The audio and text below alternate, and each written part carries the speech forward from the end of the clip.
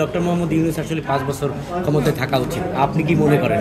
থাকা উচিত, যতদিন পারে থাকা উচিত। যে আমাদের দেশটা চালাচ্ছেন ডক্টর মোহাম্মদ ইউনূস, ওনার একটা সাক্ষাৎ পাওয়ার জন্য মানুষকে, বাইরের দেশের মানুষকে কত হাজার ডলার খরচ করতে আপনারা জানেন, হয়তো একটা লেকচার দিতে কত টাকা নেয়। তো সেই মানুষটা আমাদের দেশ চালাচ্ছে, এটা তো আমাদের ভাগ্যের বিষয়। ওনাকে যদি ঠান্ডা মাথায় আমরা একটু হেল্প করি, আমার মনে হয় আমাদের দেশটা কয়দিনের মধ্যে অনেক প্রোগ্রেস করবে। সো একটু ধৈর্য ধরি আমরা। আর আমার মনে হয় আমাদের ওই যে আমরা বড় গলায় বলি না দেশের জন্য কাজ করি, দেশের জন্য, নেভার লাইক দ্যাট। এটা আমাদের রেসপন্সিবিলিটি, এটা নিয়ে খুব ব্র্যাক করার কিছু নাই, এটা নিয়ে খুব দাম্ভিকতা দেখানোর কিছু নাই যে আমি দেশপ্রেমিক। এটা হওয়াটাই স্বাভাবিক। সো সবাই সবার জায়গা থেকে দেশকে ভালোবেসে যান, দেশ এমনি বদলায় যাবে। সর্বশেষ একটা প্রশ্ন, যদি সুযোগ থাকে দেশ পরিচালনা, যদি সুযোগ থাকে জায়গাটা রাজনীতিতে আসবেন কি, রাজনীতিতে যুক্ত হবেন কিনা?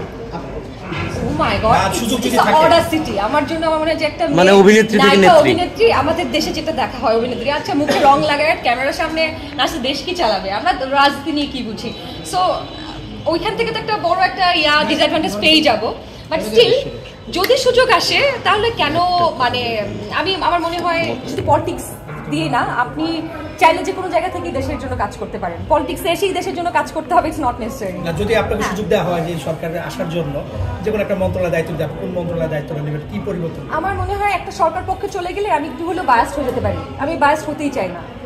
আমি একদম নিরপেক্ষ জায়গা থেকে, আমি যখনই ধরেন আমি একটা নির্দিষ্ট রাজনৈতিক দলে জয়েন করলাম, আপনি আমাকে নিয়ে অনেক কিছুই বলতে পারবেন, আমি দলের বাইরে হয়তো আমার অবস্থানের জন্য হয়তো কিছু করতে পারবো না। সো এটা আমার মনে হয় একটা বাধা। আরো রাজনীতি করলে দেশের জন্য কাজ করাটা আমার হয় কম্পারেটিভলি কঠিন। আরো আপনাকে অনেক প্রশ্নের সম্মুখীন হতে হয়। অনেকেই বলে যে শিল্পী তো সার্বজনীন, শিল্পীদের আসলে নির্দিষ্ট কোনো গণ্ডির মধ্যে বা পলিটিক্যালে পসিবল নাই জড়িত, আপনি কি আসলে তাই মনে করেন? অবশ্যই কোনো দেশ, সময়, স্থান, কালের বাঁধনে আপনি আর্টিস্টকে বাঁধবেন না, তাহলে আর্টিস্টের আসলে লিমিটেশনস তৈরি হয়ে যায়। এটা আমি চাই না।